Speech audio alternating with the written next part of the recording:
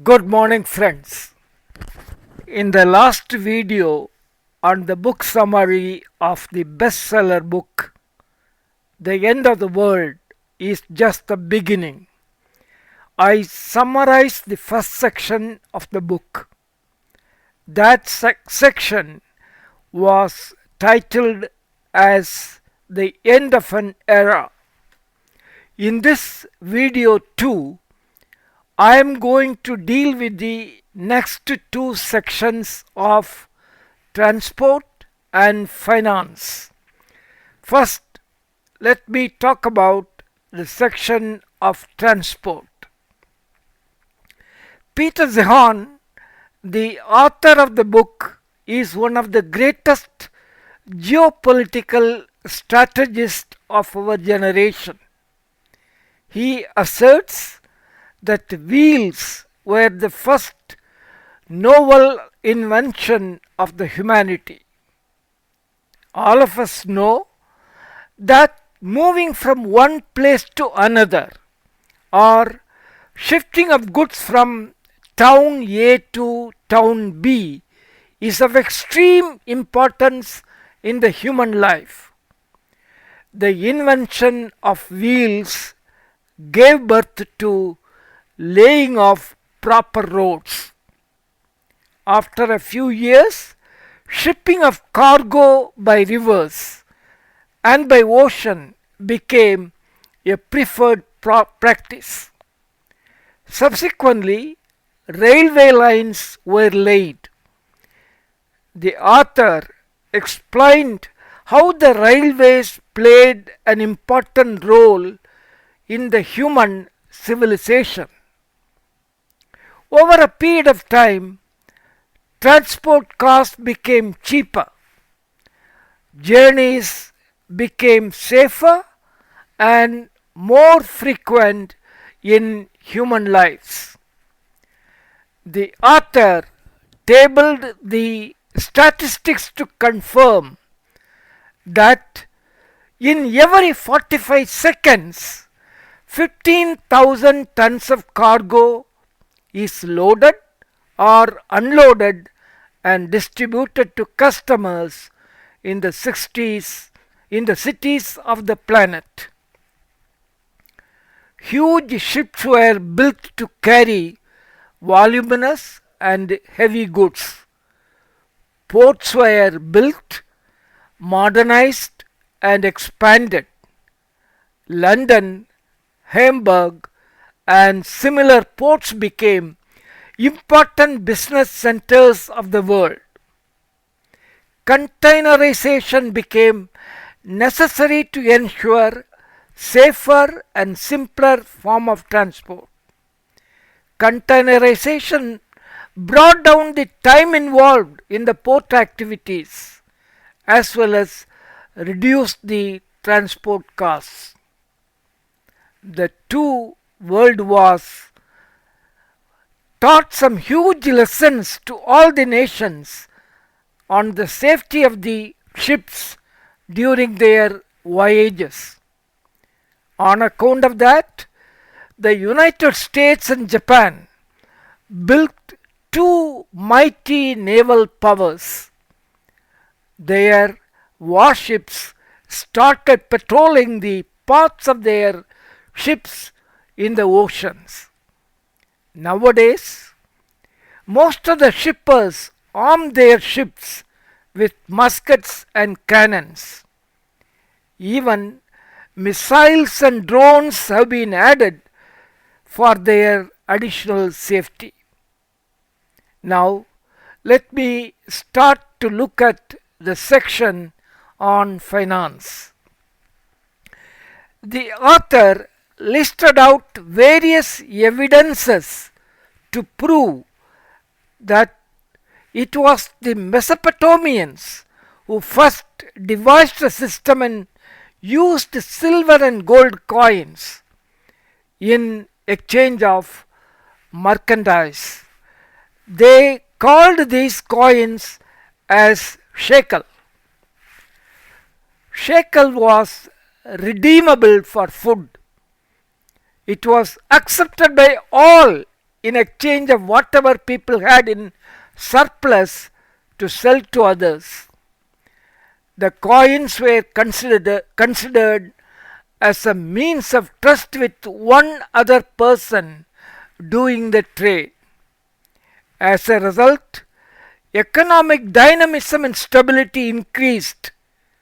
The trading community all over the globe started accepting either gold or silver coins. The author goes back to the times when the global merchants carrying large sums of these coins were robbed off during their journeys. Traders then started accepting promissory notes from other traders whom they trusted. Peter Zeihan brought out evidences to establish that merchants based in Sichuan Basin, situated in the province of Chengdu in China, started with the system of the promissory notes in the world. The principle was that either gold or silver equivalent to the value of the promissory notes were deposited in some treasury somewhere in the lands, and these promissory notes could be exchanged for real gold or silver on demand. These promissory notes were later evolved as the paper currency. The paper currency is nothing but the trust on each other, both the giver and the taker.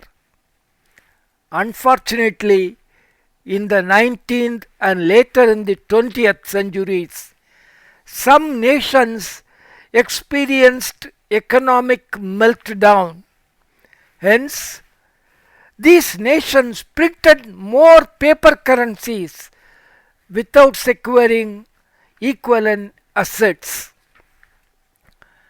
Some governments and even some empires have fallen and vanished from the scene when their assets were far lower than their currencies in circulation. Luckily, a few nations had rich mineral deposits as wealth, such as coal, oil, gold, silver, and diamond. These nations became powerful nations on earth. Two successive world wars have sucked the economy of too many countries. During 1950s and 60s, many countries have been shattered and smashed economically. Japan was one such nation.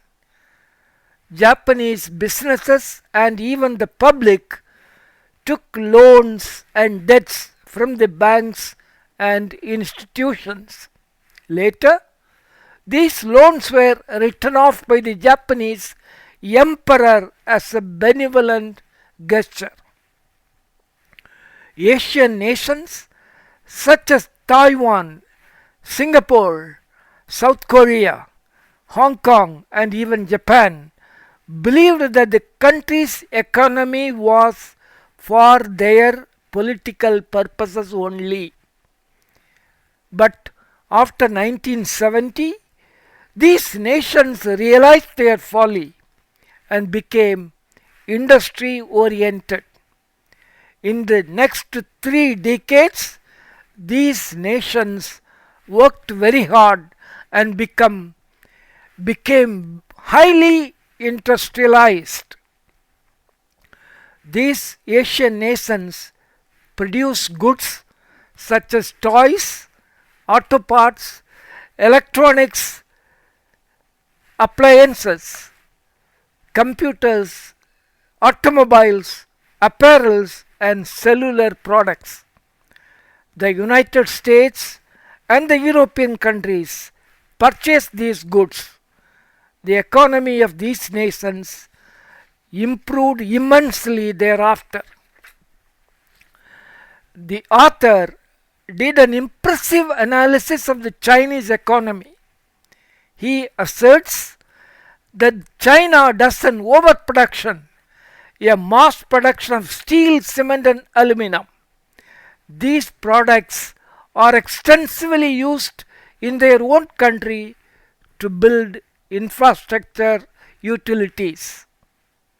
During 2008 and 2009, not only the American banks but also the banks the world over learned great lessons in lending money and doing mortgages. The author confirms the American economy is larger and better than any other country on earth. The author reiterates that America has been the birthplace of technologically developed products. Relentless pursuit for efficiency enabled various industries in America to manufacture sophisticated and trailblazing products. These products, as well as skilled talents available in the United States, have made her economy robust and powerful. More about this in my next videos. Please give a thumbs up and like this video. Please share this video with at least 5 of your friends. Please subscribe to my YouTube channel to encourage my efforts. Thank you. I will see you soon. Bye.